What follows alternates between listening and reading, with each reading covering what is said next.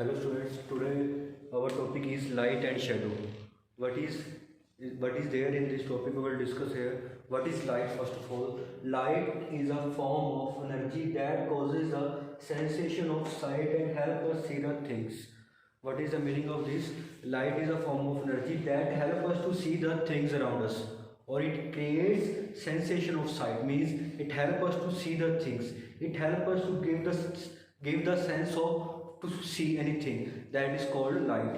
Like sound is a form of energy, heat is a form of energy, light is also a form of energy. Next thing is there, when light falls on an object, one of the following things may happen. What happens when light falls on the object? Three things can happen here. First is the light may pass through the object completely. If the light falls on an object, if it passes completely.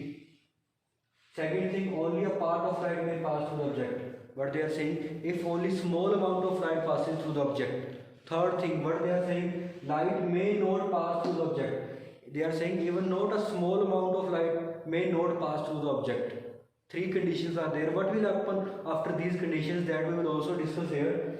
First of all, transparent object. The object that allow complete light to pass.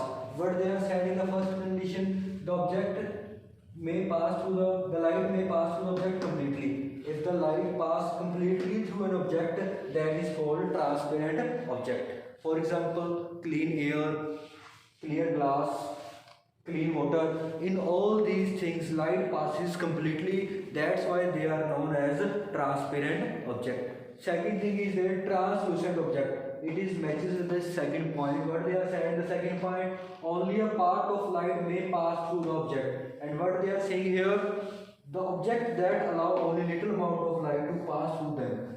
The object that allow only small amount of light to pass through them, that are called translucent object. For example, paper of notebook that allow only small amount of light to pass through them. Curtain of the window that allow only small amount of light to pass through them. Tissue paper that allow only small amount of light to pass through them. These all things are called translucent objects. Third point here, light may not pass through the object at all. What they are saying, even not a small amount of light not pass through the object, then what we call to that object? That object is opaque object. The object that do not allow light to pass through them. The object that do not allow light to pass through them. For example, wood, bricks, metal. What is brick? Heat. Metals, iron, copper, aluminium, all these are the metals. The objects that do not allow light to pass through them, that are called opaque objects. Next thing is there, properties of light. Light always travel in the straight line. How you can show that light always travel in the straight line? See here, take any tube, rubber tube you can take, and take one burning candle. Take one burning candle. See this burning candle from this tube. You will be able to see the burning candle from this tube. But after that, bend this rubber tube. Bend this rubber tube. And then see this burning candle from this tube.